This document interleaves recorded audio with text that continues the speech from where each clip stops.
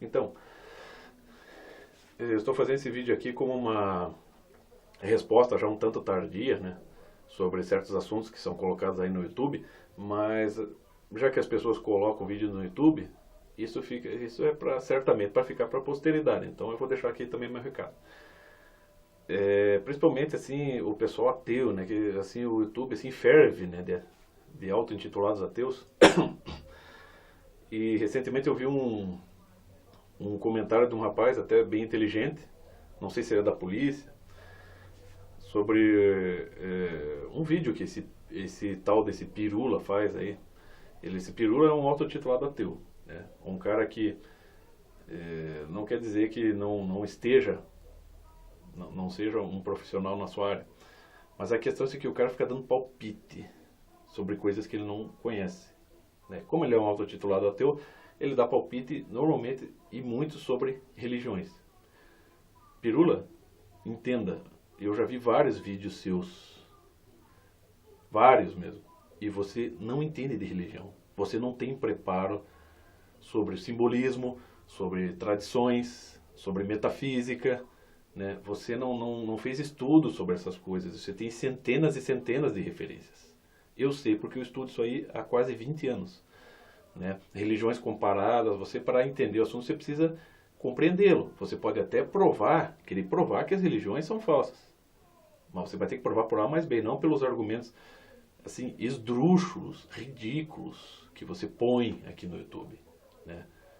São estúpidos mesmo, principalmente aquele comentário que você fez sobre o Suassuna, né, que você achou que o Suassuna foi superficial, né, com relação àquilo que te interessa, e então você decidiu comentar superficialmente a Bíblia. Você sempre faz isso, porque você está tentando puxar a brasa para o seu lado, né? Então você pega só o que é de pior, só o que é de superficial. No caso da Bíblia, texto bíblico que tem camadas e camadas de significado. E você pega aqueles significados mais populares, porque na Bíblia está cheio de desvios, está cheio de defeitos, claro, porque foi escrita pelos homens.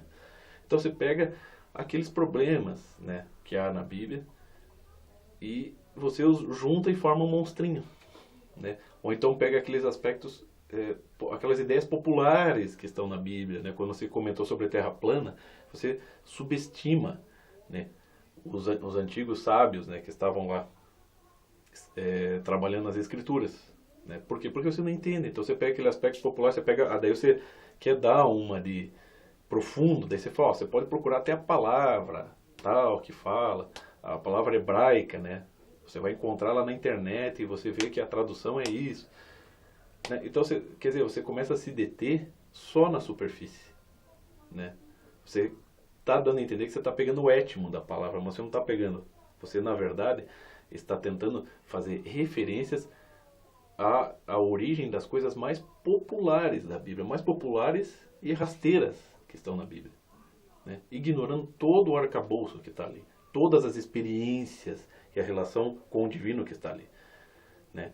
Então, para mim, você não tem nada a dizer. Mas, decididamente, com relação ao desarmamento, que você fez um vídeo, decididamente aquilo não é nem posição.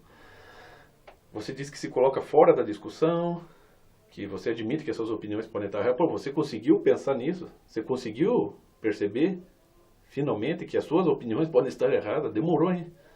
E outra, se você se coloca fora da discussão, já que você é uma pessoa distinta, né? E se você, vamos dizer assim, não tem uma posição, né, que não dá para ter uma posição definitiva mesmo, mas se você não tem uma posição, como você deixou toda aquela ambiguidade, qual a razão de você fazer um vídeo sobre desarmamento? É só a mania de palpitar, meu filho. Você é que nem aquele imbecil Richard Dawkins, que é o filósofo, para mim, o filósofo mais inepto, né, incapacitado, né, que existe, né? O filósofo mais pobre de ideias que existe, para mim, é o Richard Dawkins, né?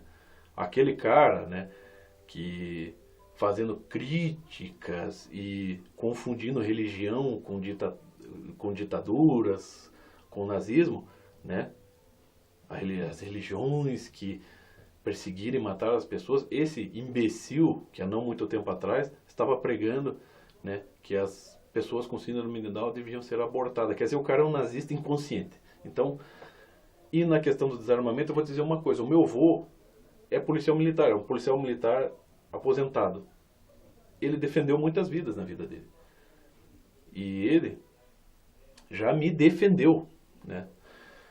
E a questão é a seguinte, meu filho, é que quando se fala em desarmamento no Brasil, não é questão também, a oposição não vem para armar a população, né, de maneira arbitrária. A questão é conservar o direito das pessoas terem, né, o direito de se defender, de possuir, de portar arma, tá? Porque a questão é a seguinte, eu morei em favela e eu vi de perto a violência. Eu vi a violência acontecer do meu lado, eu vi 2 pessoas serem assassinadas do meu lado. Eu vi bandidos se vangloriarem. Você disse que não se pode colocar na mentalidade do bandido. Bom, a minha esposa é ex-mulher de bandido. E eu conheci ele.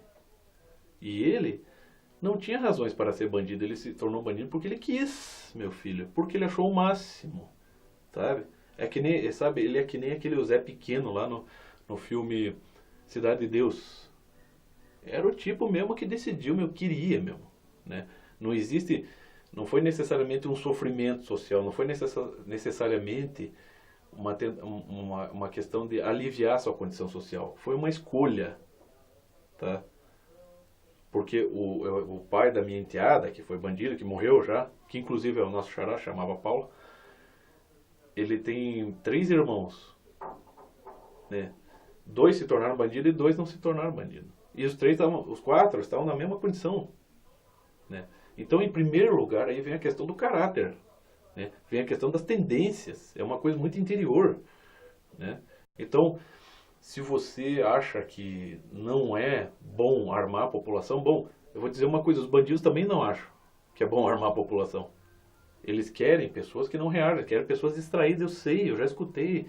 Eu andava ali, né, eu morava já com a minha esposa ali, eu andava ali naquela pobreza, eu via os caras discutindo, os caras se reúnem em esquina, em muquifo, em boteco, eles ficam discutindo, eles ficam falando sobre isso, como eles vão assaltar e quem eles vão assaltar.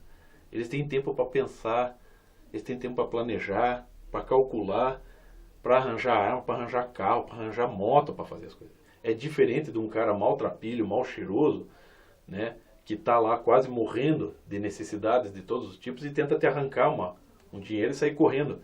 É diferente, tá? Uma pessoa que está num desespero, de uma pessoa que está lá vagabundeando e pensando, maquinando coisas do tipo, como eu vou fazer para me dar bem, tirando o que é dos outros, tá? Porque o criminoso que age dessa maneira, ele acha que está indo pelo caminho mais fácil, e no fim ele só se fode. Eu acho que tem que se foder mesmo, tá? A gente vê todo dia pessoas inocentes, pessoas de bem, sendo mortas da maneira mais estúpida, tá? Porque simplesmente o bandido, se você quer, a mentalidade do bandido é assim. Uma das coisas que ele mais pensa, que eu já ouvi da própria boca dos bandidos, é assim, antes ele do que eu. É assim que eles pensam, tá? Então quando o bandido se torna um criminoso é porque ele quer, em primeiro lugar, tá? Então você está trazendo estatísticas, eu estou trazendo conhecimento de causa, meu filho, tá? Você vai andar numa favela para você ver, né? Então, o meu avô uma vez foi suspenso. Por quê? Porque estava defendendo uma família, tentando entrar em acordo com um vagabundo que estava fazendo refém em uma família, né? Cercou a casa, estava tentando dialogar, o cara tentou atirar nele. O que ele fez? Ele matou o cara. Ele salvou a família de um vagabundo. O que ele fez? Ele foi afastado. Sabe por quê? Porque os direitos humanos estão aí para defender vagabundos, para defender criminosos, né? Nas cadeias são os bandidos recebendo pensão, né? Os bandidos recebendo salário, né? Os bandidos vivendo bem, né? E as pessoas, né? Nós, eu, você, né? Que temos que trabalhar e cuidar das nossas vidas da maneira mais honesta que a gente puder, temos que nos fuder, né? E ainda temos que sustentar a vagabunda que está na cadeia. Eu não sou a favor da pena de morte. Não sou mesmo. Por questões religiosas, tá? Foi o catolicismo que me ensinou que eu não devo desejar a morte de ninguém, nem condenar ninguém à morte. Eu não tenho esse direito. Mas nós temos o direito de punir a pessoa, de privar uma pessoa perigosa da liberdade. Porque ela pode ser prejudicial para os outros, né? Porque, ó, mulher de bandido só tem duas. Isso foi uma própria criminosa, uma própria mulher de bandido já me disse isso. Mulher de bandido só tem dois tipos. Ou é iludida ou é vagabunda, meu filho. Sabe? Ela é cúmplice. E muitas vão lá exigir que seus maridos sejam... ganhem liberdade provisória para ver os filhos. E o que esses caras fazem? Não vão nem ver suas famílias. Vão lá fazer assalto e matam pessoas. Então, não é só o bandido. É o cúmplice, é a mulher, é o juiz, o advogado, essas pessoas todas, né, que estão por procedimentos legais espúrios, estão fazendo com que pessoas perigosas andem por aí ameaçando a vida dos outros, tá? O ex-marido da minha esposa, né, ele tinha a minha idade, né, ele morreu cedo, ele morreu com 18 anos. Aos 16 anos já tinha roubado caminhão, meu filho. Ele batia foto com armas. E ele dizia que não queria outra vida. Ele estava bem consciente do que ele estava fazendo. E a coisa que ele menos queria é que pessoas, cidadãos de bem, exportassem armas e fossem conscientes, corajosos e cuidadosos. Tá? E existe agora, aqui no Brasil não tem, aqui eles dificultam a vida da pessoa. A pessoa quer portar arma, quer ter arma, ela tem que pagar caro. Né? Por quê? Porque aqui, quem está comandando nosso Brasil é um bando, é uma quadrilha de bandidos. Né? Aqueles guerrilheiros no passado lá, que estavam tentando destruir a nossa sociedade e implantar o comunismo, estão aqui no poder. Tá? E você, Pirula, você devia estar falando disso, já que você é um cara bem popular, devia estar tendo uma posição bem mais séria sobre isso. Não, mas você está aí falando de terra plana, é porque a Bíblia tem cobra que fala, como é que as pessoas acreditam nisso? Né? Então você é um ridículo, você não tem capacidade intelectual para essas coisas. Tá? Essa é a questão. Então eu dou total apoio para o direito das pessoas terem arma. E não para as pessoas se armar e sair cometendo violências gratuitas. A nossa legislação é espúria. A minha mãe se tornou uma advogada trabalhista e ela já teve que lidar com processos bem pesados. No caso de professoras que já foram em escolas públicas, foram estupradas por menores. Sabe por quê? Porque aquela bosta, aquela merda que eles chamam de Estatuto da Criança e do Adolescente, né? O ECA, né?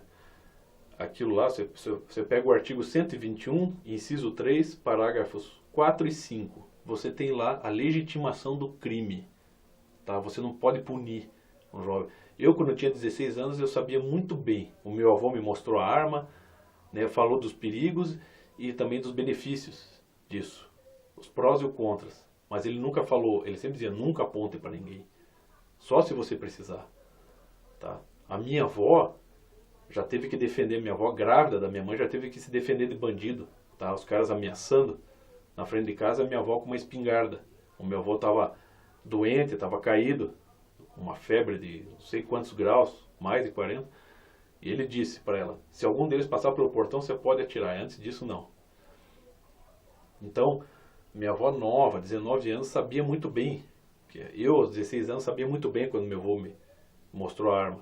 Agora, jovens de 16 anos aí nas escolas, tanto faz se vive em favela ou não, sabe? Mas aqueles tipinhos agressivos, hostis, aqueles que pensam que são os donos do pedaço, né? Aquelas mentalidades torpes, né? Vão lá, estupram uma professora, e daí o que acontece com esse bando de retardado que cuida da legislação? Não podemos prendê-la, é uma vítima da sociedade, vamos encaminhá-la para a ressocialização, né? É como aquele imbecil daquele, né, o José Serra, quando se referiu ao Champinha. Você deve saber quem que é o Champinha, né, Pirula? Não vou nem te explicar. O Champinha é um psicopata. Ele falou, ele é um jovem em formação. José Serra falou isso. Champinha, jovem em formação. Como é que um psicopata pode passar por formação? Tem certeza que o psicopata passa por formação?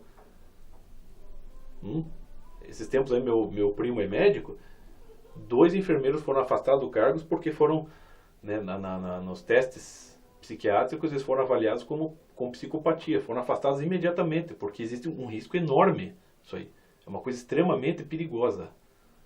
E agora está cheio de psicopatas aí já precoces, né, fazendo o diabo com as pessoas, né?